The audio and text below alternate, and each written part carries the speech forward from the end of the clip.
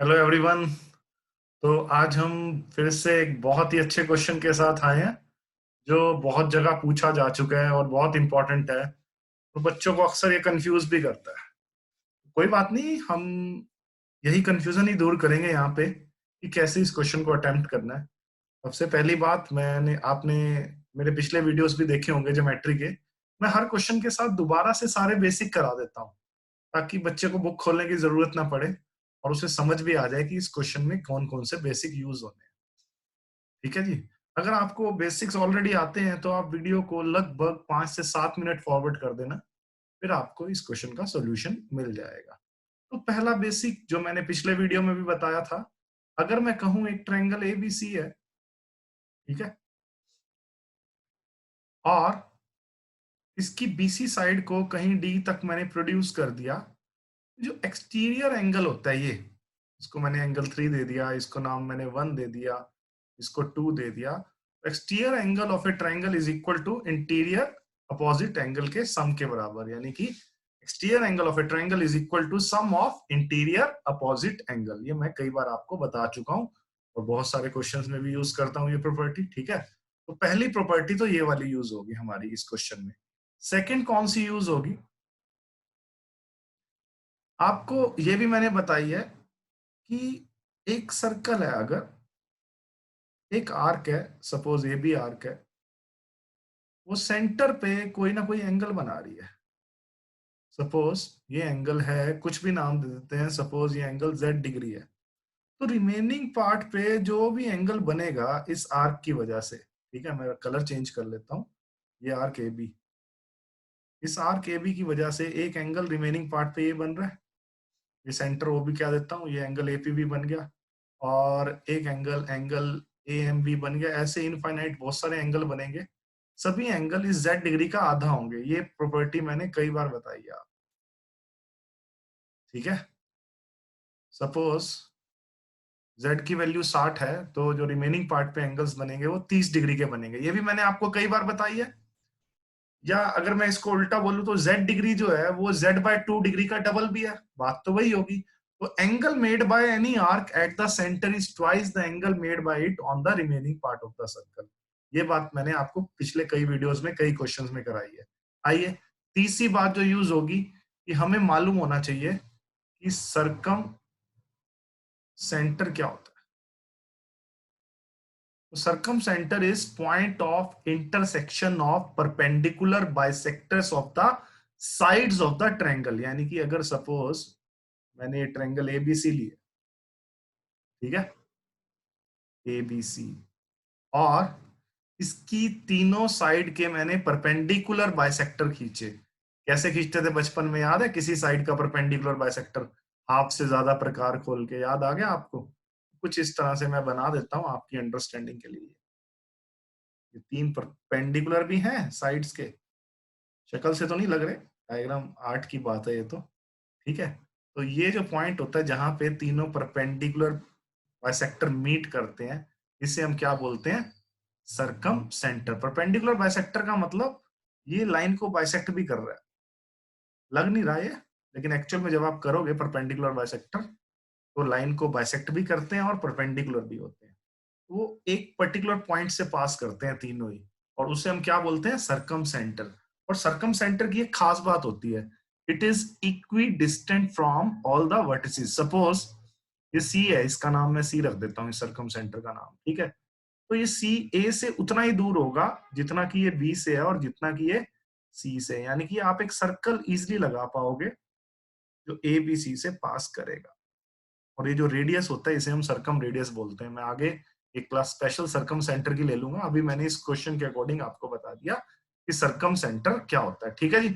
आइए अब हम समझते हैं जो इस क्वेश्चन में लगेगा, इन सेंटर क्या होता है। इन सेंटर क्या होता है, अगर मैं एक ट्रायंगल ले लूं ए बी सी, इसके आप बताइए एंगल्स, यस, एंगल्स के बाइसेक्टर खींच दूं, ठीक है जी।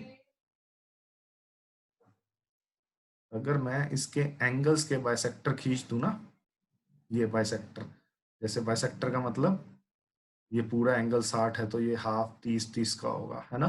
ये पूरा एंगल 70 है तो हाफ 35 या आधा और आधा। इस तरह से एंगल के बाइसेक्टर खींचोगे तो वो एक पर्टिकुलर पॉइंट से पास करते हैं और उस पॉइंट को जनरली आई से डिनोट करते हैं और उसे हम क्या बोलते हैं, इन सेंटर।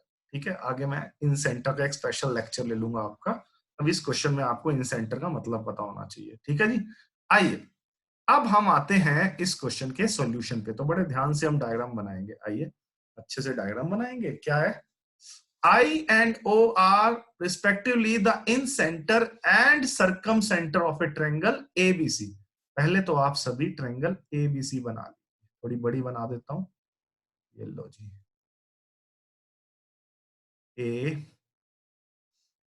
आप वीडियो को पॉज कर सकते हो और वो 4 प्रॉपर्टी बताई हैं उनका यूज करके भी आप कर सकते हो। नहीं आ रहा समझ तो वीडियो देखिए, मुझे लेकिन ज्यादा खुशी तब होगी आप बिना वीडियो देखे ही सॉल्व करने की कोशिश कीजिए। ठीक है जी, नहीं होता तो वीडियो के लिए तो मोस्ट वेलकम है ही आप। तो क्या है, एक ट्रायंगल एबीसी है, ओ आई इसका इन सेंटर है और ओ इसका क्या है प्यारे बच्चों, सरकम सेंटर है। ठीक है जी, तो ओ कहीं भी ले लिया मैंने, ये ओ सरकम सेंटर है। एक खास बात और, कि जब भी आपको सरकम सेंटर ज्योमेट्री में दिखे ना ट्रायंगल का, तो एक सर्कल लगा ही लिया करो, क्योंकि circumcentre is equidistant from vertices. तो एक सर्कल लगाने से क्या होगा, कई बार ना सर्कल की भी प्रॉपर्टी यूज हो जाती है कोई ना कोई। ये लो, इस बार तो सर्कल अच्छा बन गया मेरे से, पहले कई क्वेश्चंस में बनाया था तो इतना अच्छा नहीं बना था। ठीक है जी, तो ये सरकम सेंटर किसकी वजह से बनता है, सरकम सर्कल, इसे हम क्या बोलते हैं, सरकम सर्कल। तो ये किसकी वजह से बनता है, सरकम सेंटर की वजह से। ठीक है, सरकम सेंटर मैंने आपको बता दिया क्या होता है। ओके, तो ओ तो है भैया इसका सरकम सेंटर, और आई क्या है प्यारे बच्चों, इन सेंटर। तो आई मैं कहीं दिखा देता हूँ, ये कहीं मैंने आई दिखा दिया। ठीक है जी, ओके। अब देखो कौन कौन से हमें और बातें दी हुई हैं, ध्यान से पढ़ना। The line A I produce intersect the circum circle of triangle A B C at point D. तो ए आई को मैंने मिलाया, कलर कोई और ले लूं ताकि आपको कंफ्यूजन ना हो। ये लो, ये मैंने ए आई को मिलाया और कह रहा है कि आगे इसको प्रोड्यूस कर दिया, जो सर्कल को कहां जाके मिल रहा है बेटा, डी पे मिल रहा है। ठीक है, ये बात होगी क्लियर। अब कुछ एंगल्स दिए हुए हैं, angle A B C is equal to X degree. तो एंगल ए बी सी पूरा, पूरे एंगल की बात हुई है, ये पूरा एंगल एक्स डिग्री है, ध्यान रखना आप, एक्स डिग्री है। ठीक है जी, ये पूरा एंगल है, इसका आधा अभी लूंगा थोड़ी देर में, अभी ये पूरा है एक्स डिग्री। फिर angle B I D Y degree, आइए बी आई डी बनाते हैं, ये थोड़ा सा आपको देखने में दिक्कत ना हो तो मैं थोड़ा कलर और ले लेता हूँ। एंगल बी आई डी, ये ये एंगल, ये दिखा आप सबको, ये बी आई डी कौन सी आर्क बना रही है, बी डी आर्क बना रही है, और बी डी आर्क को भी मैं शो कर देता हूं ताकि आपको दिक्कत ना हो। ये बी डी आर्क है, ठीक है, ये पॉइंट बी है, ये ब्लैक से ले लेता हूं, ये पॉइंट बी है, मैंने लिखा हुआ छुप गया वहां पे। ठीक है, तो एंगल बी आई डी प्यारे बच्चों कितना दिया हुआ है, वाई डिग्री दिया हुआ है, और उसको भी शो करते हैं, बी आई डी को वाई डिग्री, ये। ठीक है जी, अब देखिए हमें प्रूव क्या करना है। अब बीओडी जेड दिया हुआ, पहले बीओडी भी बना लूं, आइए बीओडी भी बना लेते हैं, ये किसी और कलर में बना देता हूं ताकि आपको देखने में दिक्कत ना हो। आओ, बीओडी ये रहा, ये एंगल कितना दिया हुआ है प्यारे बच्चों, जेड डिग्री दिया हुआ है। ठीक है जी, अब एंगल बीओडी को कौन सी आर्क बना रही है, ये बीडी आर्क, ये आपने थोड़ा सा ध्यान रखना है। एंगल बीओडी को कौन सी आर्क बना रही है, ये बीडी आर्क बना रही है। ठीक है जी, अब बीडी आर्क सेंटर पे जेड बना रही है, तो रिमेनिंग पार्ट पे कितना बनाएगी, इस जेड डिग्री का आधा बनाएगी, अभी थोड़ी देर पहले भी डिस्कशन हुआ। तो ये बीडी आर्क और कौन सा एंगल बना रही है रिमेनिंग पार्ट पे, देखो ये लाइन, मेरे पेन को देखना, ये लाइन आपको बीए दिखी और ये लाइन आपको डीए भी दिखी इसी आर्क की वजह से। तो ये जो एंगल होगा, ये एंगल, ये आधा होगा जेड का, जेड बाय 2 डिग्री होगा। अब जल्दी जल्दी से बताइए मुझे, angle A B C X degree दिया हुआ है, ठीक है, और बी आई जो लाइन है वो इन सेंटर से पास कर रही है, इन सेंटर से भी, और वर्टेक्स से भी पास करती है वो पक्का ही बाइसेक्टर होगी। दोबारा से बता देता हूं, मान लो एक ट्रायंगल एबीसी है, या पी क्यू आर नाम दे देता हूं। तो इन सेंटर क्या होता है, जहां पे एंगल बाइसेक्टर मीट करते हैं, ठीक है। तो पक्का वर्टेक्स और इन सेंटर से पास करने वाली लाइन, दोबारा सुन लो, वर्टेक्स और इन सेंटर से पास करने वाली लाइन पक्का ही एंगल बाइसेक्टर होगी ही होगी, ठीक है।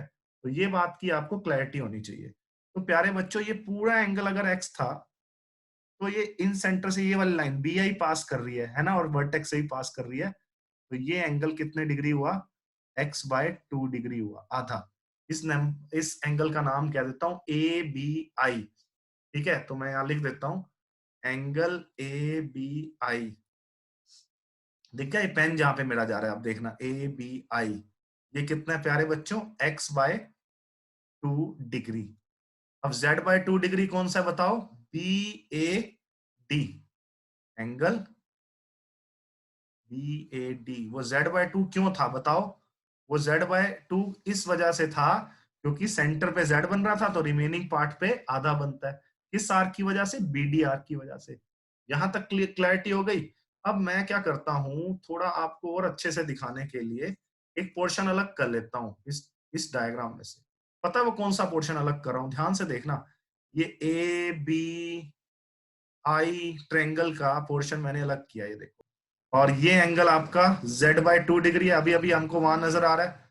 और ये एंगल आपका x/2 डिग्री है। तो exterior angle of a triangle is equal to sum of interior opposite angle, अभी तो बताया। तो y degree is equal to x/2 degree plus z/2 degree, ठीक है। एक तरह से मैं कह सकता हूं कि मैंने यहां से इससे 1/2 कॉमन ले लिया उधर से, अंदर क्या बचा, x degree plus z degree. अब कहने का मतलब 2 ऊपर चला गया और y नीचे आ गया।